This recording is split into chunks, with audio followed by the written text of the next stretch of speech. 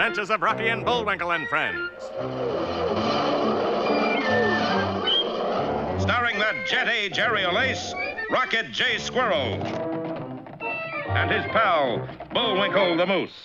Hi, glad to see you again. Likewise. We got some great things on the show today. Like what? Like what? Well, you ought to know, Bullwinkle. You're in some of them.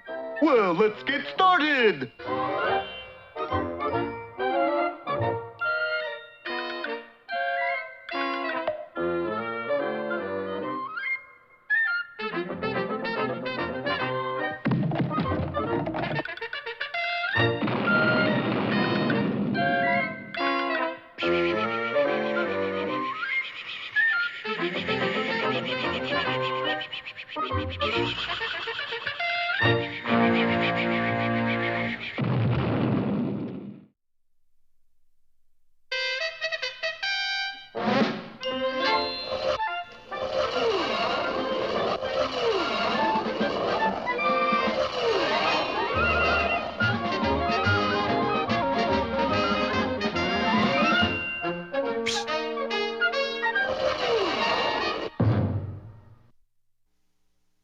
Well, in our last episode, Captain Peachfuzz was about to explain to our heroes just why they were in McKeesport, PA, when suddenly... It's time for ding-dong school. That's no reason for being in McKeesport, PA. Bullwinkle, you don't understand. Captain Peachfuzz has suddenly turned stupid. That wasn't a turn, more of a slight veer. Nevertheless, the captain plunked himself down in front of a TV set and couldn't be budged. But we still don't know why we're here. Why are any of us here, Rock? Well, I think there's plenty dirty work afoot around here. Yeah, must be the coal dust. Yeah. Come look at these footprints. Sure enough, a mysterious set of footprints led away from the point where the good captain had succumbed to a case of the galloping dumb. Let's follow them, Bullwinkle. Why? Because the good guys always follow footprints to find the bad guy. If I was a bad guy, I'd walk on my hands. Oh, come on. And the plucky squirrel whipped out a large magnifying glass and began to trace the mysterious prints. Little did he know that they had been made by his old nemesis, Boris, who at that moment lay in wait with a strange-looking object beside him. I resent that, darling. Not you, Natasha. He means the gas gun. So that's what that object was, a gas gun. See, Boris, you told him. Who cares? We got it made now. What's this all about? I thought you'd never ask.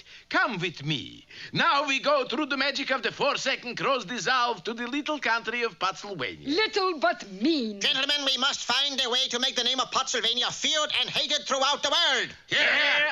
You said it, fearless leader. But why? Why? Look at it this way. Does Pennsylvania have any raw materials? No. Do we make things? No. Do we have any art or culture? No. What is the only thing we got plenty of? Nothing. No. Mean. We have more mean per square inch than other countries have in a square mile. And so? So we got to export mean to every other country. But to do that? Yes, Pennsylvania will declare war on everybody. But anybody could beat us. Yes, besides being mean, we're all cowards. Tut, tut, gentlemen. Here is the genius of my plan. Hooray! Not yet, Gerhardt. I'll tell you when. We'll declare war on everybody, but we won't tell anybody. Now, Gerhardt. Hooray! Now, everybody. Hooray! And so Pennsylvania set to work to develop a secret weapon to end all secret weapons. How about this death ray machine, Phyllis Leader? Let's see. You idiot, it doesn't even faze them. Thank goodness. What? I mean, thank badness. Eventually, though, the ultimate weapon was discovered. Yes, gentlemen, I call it goof gas. Goof gas? Yes, one whiff, you're completely stupid. Let's test it. Gerhardt, take a sniff. Smells good. Now, Gerhardt, do you think I'm the handsomest, kindest man in Pennsylvania? Of course not. You're a mean, ugly schnook. Put that man under arrest! And poor Gerhardt was hauled off to solitary confinement. My boy, your goof gas is a success. Gerhardt turned into a complete idiot. But his answer was right, fearless leader. You are a mean, ugly schnook. Of course, but nobody but an idiot would tell me so. True. Well, then, what country do we turn into nitwits first? Let's pick an easy one. The US of A. Hold it. We can't go on with this. Why not, Badenoff? He's too cruel and mean? No. It's inhuman? No. It's expensive? Not even that. Then what? It's the end of the episode. And so it is, but we'll reveal the rest of the fiendish plan next time in Hare-Brained Boris or the Dumb Bunny.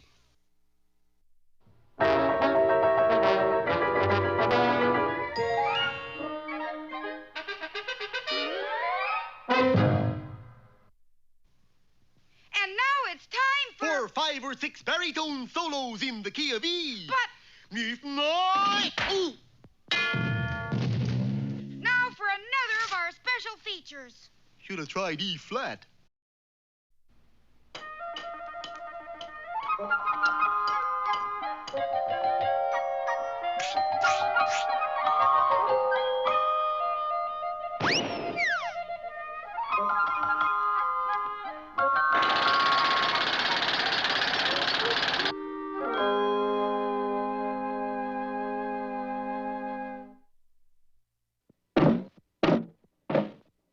Junior, what are you doing? I just chopped down this old tree, Dad. Yeah, I noticed that, but why? 'Cause my girl and I have broken up. That is no reason to chop down a tree. Well, you see, I carved our initials on this tree last Valentine's Day, and I don't want to have to look at 'em anymore. How do you know she won't come back? Remember the old saying, he who loses faith loses all? How did you know my girl's name was Faith? I didn't, but I do know a fable that would help you to face the facts a little more clearly.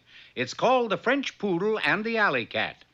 Years ago, not very far from here, there stood a tiny village named Barrel City. The reason it was called Barrel City was because clothes not having been invented yet, its citizens wore barrels. My, that's a stunning barrel. Cracker or lard? Pickle. My, it is a dilly. Wearing barrels had its disadvantages, however. Not only was it difficult sitting down, but everyone's barrel looked alike. That is, until a French poodle, out to seek his fortune, opened a paint shop. I will paint my way to the pinnacle of success. Well, sir, that started a fad. By the end of the week, everyone in Barrel City was sporting a different colored barrel, painted by the French poodle, who in turn became the fashion leader of the community. Here, mesdames et messieurs, we have my latest creation. A polka-dot barrel with matching holes and a cerise ribbon draped around the slats. Breathtaking, n'est-ce pas?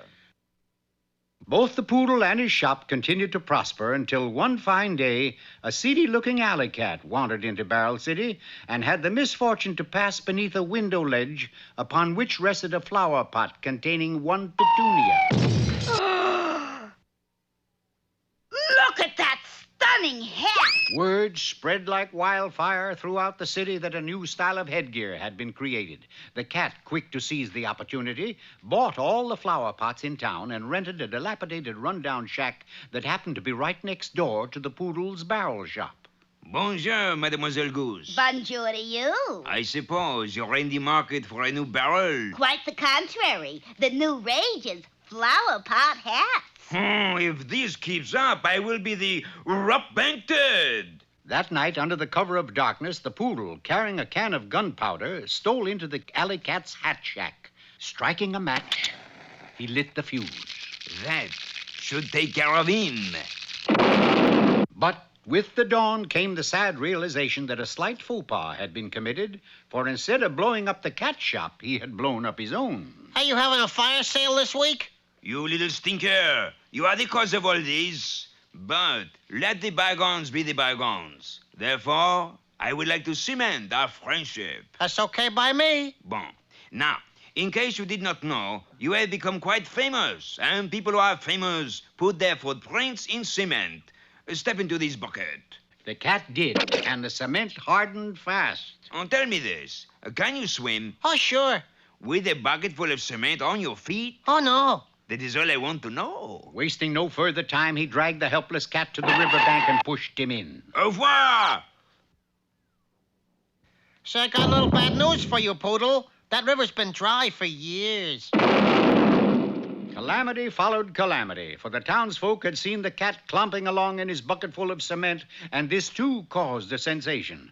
2 days later, everyone was wearing this new type of shoe. That does it.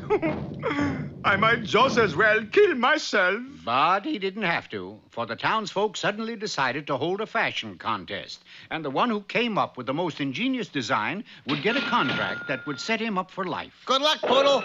This is my last chance. The poodle worked feverishly and by morning had devised a new type of summer dress, which was in reality a flat tire with a moldy shower curtain hanging from it. But the alley cat was equal to the occasion, for he had created a hat consisting of a saddle studded with horse chestnuts. The poodle took one look, gasped. Gasp! And knew he'd run a poor second. But there was still time to act. For if he could ruin the hat before the judge saw it, he might still be victorious. There on a long banquet table sat a large vat of beef stew. It didn't sit there long. Well, sir, you'd never believe what happened. That cat still believed that his creation, even covered with beef stew, was still a winner. And he was right. Some fable, Pop. Well, I think it does prove that he who loses faith loses everything. It also proves something else. What? If the stew fits, wear it.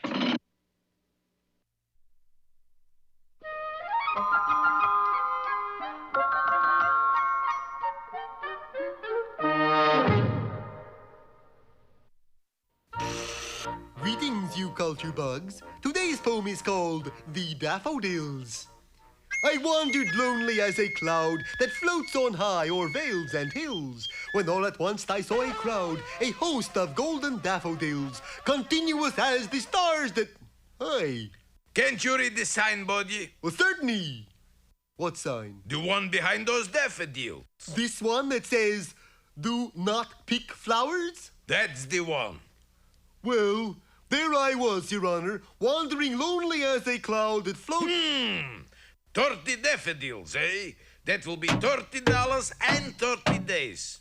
Now oft, when on my couch I lie, in vacant or in pensive mood, they flash upon my bright blue eye, as I sit here in solitude.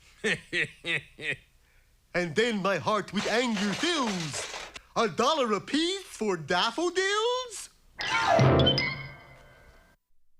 And now... Hey, Rocky, watch me pull a rabbit out of my hat. But... See? Nothing up my sleeve. Presto! Wrong hat. And now it's time to meet Mr. Peabody.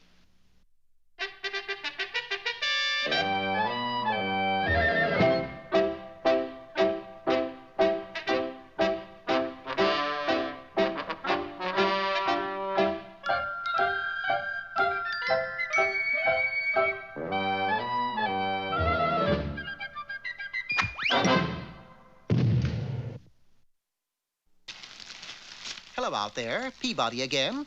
For today's journey into history, we are going back to... Hi, Mr. Peabody. Hello, Florence. Florence? My name isn't Florence, Mr. Peabody. It's Sherman. I was in the process of explaining that we are going back in time to visit Florence Nightingale. You mean history's most famous nurse? Precisely. Please set the way-back controls for the Crimean Peninsula in the southern section of Russia, site of the Crimean War. Got it. And the year? 1854. The way-back, dependable as always, wasted no time in taking us to our destination, a field hospital just 2 miles from the enemy lines. Come on, Mr. Peabody. I'll bet Miss Nightingale is inside. She was, but we expected to find her beside a bed, not in one. Miss Nightingale, are you sick? Extremely. And ill is the word, young man. Where, may I ask, does it hurt? Where doesn't it hurt? You see, they call me the lady with a lamp because I go about administering aid by lamplight. Yes, we know. Yeah, but what you don't know is that the Russians took all our oil in a sneak attack. Therefore, my lamps are useless. I've been forced to go around in the dark. Golly, that could be dangerous. I noticed that. So far this week, I've fallen into 22 trenches. But don't you worry, Miss Nightingale. We'll get the oil back for your lamps. Won't we, Mr. Peabody? Of course. Sherman and I started off immediately and under cover of darkness managed to successfully slip into the Russian camp. Finding the oil drums was no problem, for they were stacked everywhere. So far, so good. Less than an hour later, Sherman and I were sitting atop a horse-drawn wagon filled to capacity with oil drums and heading back for the Allied lines. Just one moment. Where do you think you are going? Uh-oh, a soldier. I'll throw him off the track. The general asked us to bring these oil drums to him. Good, then put them here in my tent. In your tent? Why? Why else? I'm the general. Sherman's boo-boo left us nothing to do but follow the general's orders. Seems silly that I would order oil drums brought to my tent, but I am general, so must be good reason. Quite right. Now, if you'll excuse us, but as we turn to leave... General, somebody has stolen a bunch of oil drums. Needless to say, that tore it. We were quickly apprehended as spies and placed in a prison tent under heavy guard. What are we going to do, Mr. Peabody? It has become quite obvious the only way we can get the oil from Miss Nightingale is to have the general himself send it back. The general? How are we going to do that? That will be simple. The problem right now is getting ourselves some disguises. I solved that problem by taking the hair from a mattress on the cot and fashioning beards for Sherman and myself. Eluding our guards by slipping under the back of the tent, we went directly to the front of the general's quarters. Get me a bucket of oil from that drum, Sherman. Yeah, here you are, Mr. Peabody. Now what? First, I pour it on the ground, like so. General, could you come out for a moment? Coming. What's all there? What's going on? What happened? It appears as though you slipped on some oil. Who are you? I am Mr. Peabody, and this is Sherman Skovich. Nice to know you, but isn't the kid a little young to have a beard? Not really. You see, he's a little shaver who never shaves. Are you kidding? I will go get something to eat. Maybe it will calm my nerves. That is our cue, Sherman. Your eggs, General? Say, that looks good. Those eggs taste like 30-weight crankcase oil. Perhaps it's because they were cooked in 30-weight crankcase oil. Oil. Every time I turn around, something is oily. Calm yourself, General. What you need is a nap. Good idea. If this keeps up, I'm going to have a nervous proposition. It's working, Sherman. Waiting until the General had retired and was fast asleep, Sherman and I crept up to a huge pile of oil drums which were directly behind his tent. I instructed Sherman to remove the peg supporting the key drum, and gravity did the rest. Don't tell me what happened. I know it's oil. Oil to the left of me. Oil on top, oil everywhere. With all the trouble this oil is causing you, you very well might lose the war. That's right. You got advice? Always. Why not send all of the oil to the Allies and let them have the trouble? What fiendishly clever idea. With a signed order from the General, we, of course, had no further trouble getting the oil back across the lines. You did it again, Mr. Peabody. Miss Nightingale's problems were solved. But such was not the case for the soldiers. Though they now had plenty of oil, there was an acute shortage of water. They had to bathe in oil at night before going to bed, and again in the morning instead of taking a shower. One good thing did come of this, however, a famous saying that we use to this day. Mr. Peabody, you don't mean... Yes, I do, Sherman. It's oily to bed, oily to rise.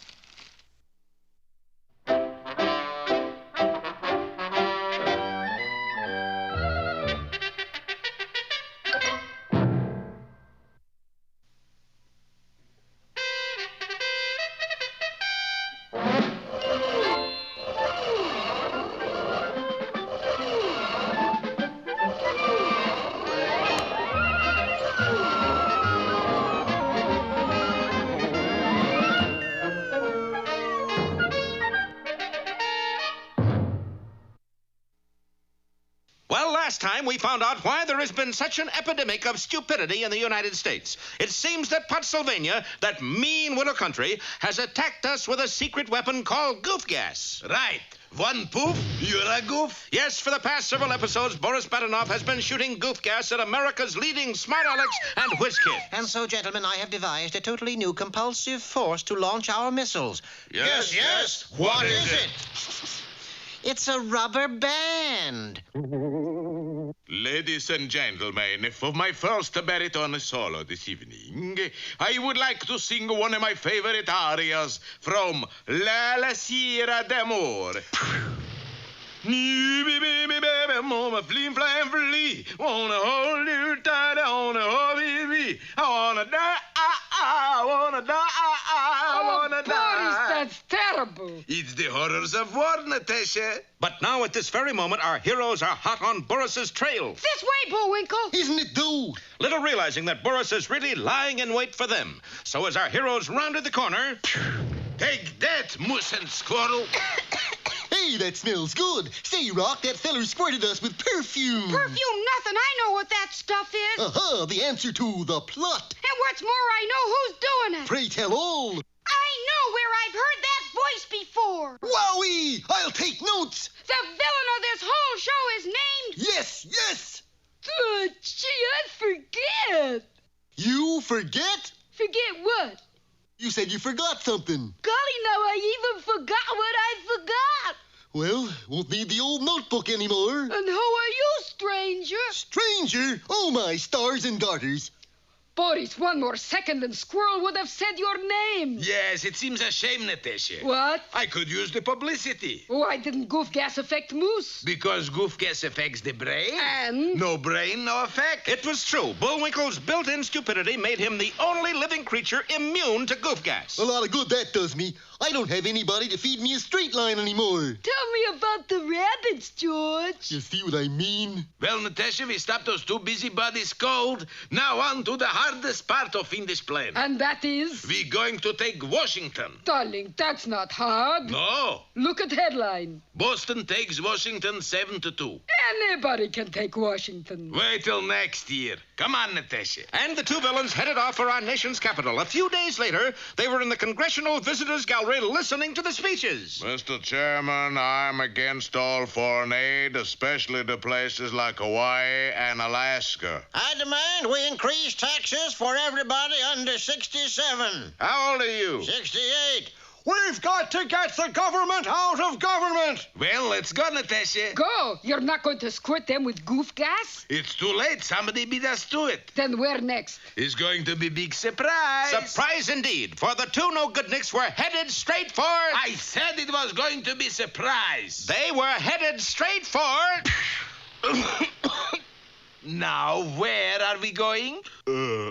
Gee whiz, now I don't know. Anyway, be with us next time for, be with us next time anyway. Gee. Well,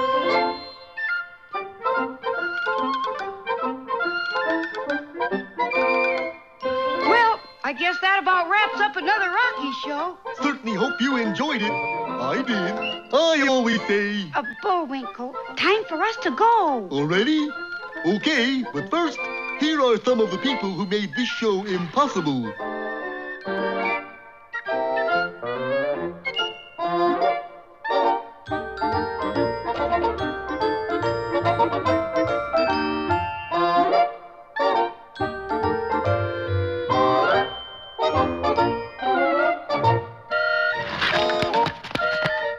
That's not all. My fingers get tired.